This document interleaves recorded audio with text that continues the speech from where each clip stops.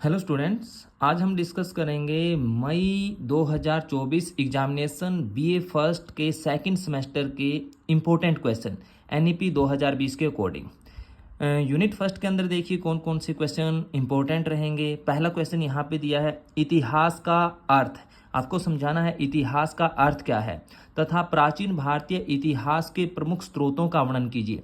प्राचीन भारतीय इतिहास के जो स्रोत है, जैसे धार्मिक साहित्य का स्रोत है, लौकिक साहित्य का स्रोत है, विदेशियों का वृत्तांत है, पुरातत्व संबंधी स्रोत है।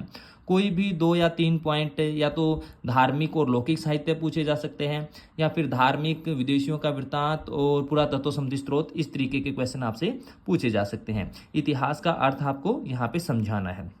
दूसरा क्वेश्चन यहाँ पे दिया है, सिंधु घाटी की सभ्यता या हड़प्पा सभ्यता की खोज किसने की, उसका विस्तार के अंदर केंद्र जैसे हड़प्पा है, मोहनजोदड़ो है, चुनहुद्रो है, कालीबंगा है, बनावली है, इनके बारे में बताना। उसके अलावा नगर योजना की विशेषता पर प्रकाश डालिए, मतलब नगर निर्माण योजना के ऊपर प्रकाश डालिए। यहाँ से कोई भी क्वेश्चन पूछा जा सकता है विस्तार के ऊपर, खोज के ऊपर तथा नगर निर्माण योजना से संबंधित। ज़्यादातर कह सकते हैं जो विस्तार है केंद्र के ऊपर, जो मैप का क्वेश्चन बनता है भारत के मानचित्र के ऊपर हड़प्पा सभ्यता के केंद्र, वो भी आता है क्वेश्चन। तीसरा क्वेश्चन देखिए यहाँ पर पहली यूनिट के अंदर, महात्मा बुद्ध और महावीर स्वामी या बौद्ध धर्म और जैन धर्म के जीवन व शिक्षाओं तथा प्रसार के कारणों का वर्णन कीजिए।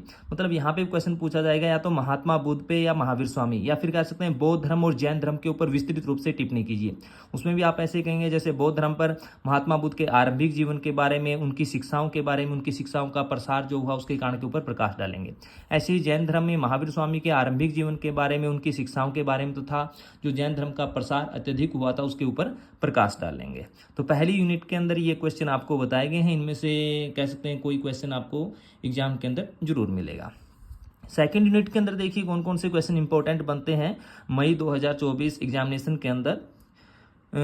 पहला क्वेश्चन यहाँ पे दिया गया, मौर्य प्रशासन व्यवस्था तथा अशोक के धम्म पर एक निबंध लिखिए। मतलब मौर्यों की प्रशासन व्यवस्था के ऊपर प्रकाश डालिए, या तो ये पूछा जा सकता है एग्जाम के अंदर, या फिर पूछा जा सकता है कि अशोक का धम्म, जो अशोक ने अपना धम्म स्थापित किया गया था, उसकी क्या क्या विशेषताएं थी, उसके ऊपर प्रकाश डालिए। दूसरा क्वेश्चन, गुप्त प्रशासन व्यवस्था जैसी मौर्यों की प्रशासन व्यवस्था की है उससे मिलती जुलती ही गुप्तों की प्रशासन व्यवस्था है, उसके ऊपर क्वेश्चन पूछा जा सकता है। गुप्त काल में शिक्षा, कला, साहित्य एवं विज्ञान के विकास पर प्रकाश डालिए।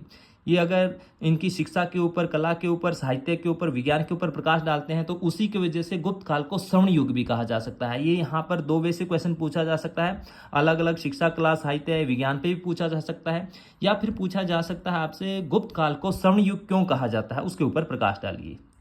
तीसरा क्वेश्चन दिया गया है, समुद्रगुप्त की प्रमुख विजय का वर्णन कीजिए। ये भी समुद्रगुप्त ने जो विजय हासिल की थी, उन विजय की वजह से ही से भारत के नेपोलियन की संज्ञा कह सकते हैं दी गई थी। ये 2 तरह से क्वेश्चन आएगा, या तो समुद्रगुप्त की प्रमुख विजयों का वर्णन कीजिए, दूसरे वे से कह सकते हैं समुद्रगुप्त को भारत का नेपोलियन क्यों कहा जाता है, उसके ऊपर प्रकाश डालिए। इस वे से भी पूछा जा सकता है।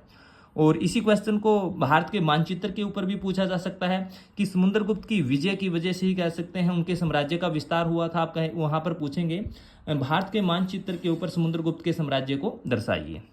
तो सेकंड यूनिट के अंदर ये 3 क्वेश्चन है, मेन रूप से 2 ही लेसन है, मौर्य साम्राज्य और गुप्त साम्राज्य। तीसरी यूनिट के अंदर देखिए कौन कौन से क्वेश्चन बनते हैं, चोलों के उत्थान, प्रशासन व्यवस्था व उपलब्धियों का वर्णन कीजिए। चोलों का उत्थान कैसे हुआ, या फिर चोलों की प्रशासन व्यवस्था के ऊपर प्रकाश डालिए। चोलों ने क्या क्या उपलब्धि हासिल की थी, यहाँ से कुछ भी एग्जामिनर आपसे पूछ सकता है। दूसरा है, राजपूत कौन थे, राजपूतों की उत्पत्ति कैसे हुई, उसके ऊपर प्रकाश डालिए। और तीसरा क्वेश्चन यहाँ पर है, महमूद गजनी तथा मोहम्मद गोरी के आक्रमण, उद्देश्य तथा उसके प्रभाव का वर्णन कीजिए। मतलब यहाँ पर जो क्वेश्चन पूछा जाता है, महमूद गजनी, उनके आरंभिक जीवन के बारे में बताएंगे, महमूद गजनी ने जो भारत के ऊपर आक्रमण किए उसके उद्देश्य के बारे में बताएंगे, कितने आक्रमण किए थे, जो 17 आक्रमण किए थे उनमें से मेन 8-10 आक्रमणों के बारे में बताएंगे, और उन आक्रमणों का क्या प्रभाव पड़ा। ऐसे ही महमूद गोरी के बारे में, उनके आरंभिक जीवन के बारे में बताएंगे। फिर महमूद गोरी ने कौन कौन से आक्रमण किए हैं उनके बारे में आप बताएंगे, उन आक्रमणों का भारत के ऊपर क्या प्रभाव पड़ा है उसके बारे में। यहाँ से तीसरी यूनिट में से इन टॉपिक से कोई भी क्वेश्चन आपसे एग्जामिनर पूछ सकता है। उसके अलावा अंतिम चौथी यूनिट जो हमारी बनती है वो मैप वर्क की है। आपके इस सिलेबस के अंदर 4 मैप है। भारत के मानचित्र पर हड़प्पा सभ्यता के महत्वपूर्ण स्थल दर्शाइए। भारत के मानचित्र पर अशोक के साम्राज्य का विस्तार दर्शाइए।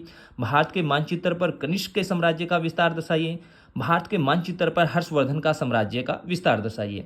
ये चारों मैप की वीडियो मैंने बना रखी है, आपके ग्रुप पे भी शेयर की है। इनमें से कोई भी 3 मैप आप कर सकते हैं और उन 3 मैपों में से एक मैप आपको एग्जाम में जरूर मिल जाएगा। तो ये हो जाएंगे हमारे मई 2024 एग्जामिनेशन के इम्पोर्टेंट क्वेश्चन। इन क्वेश्चनों के ऊपर आप फोकस कीजिए और अपने एग्जाम की अच्छी सी तैयारी कीजिए। ओके स्टूडेंट्स, थैंक यू, धन्यवाद।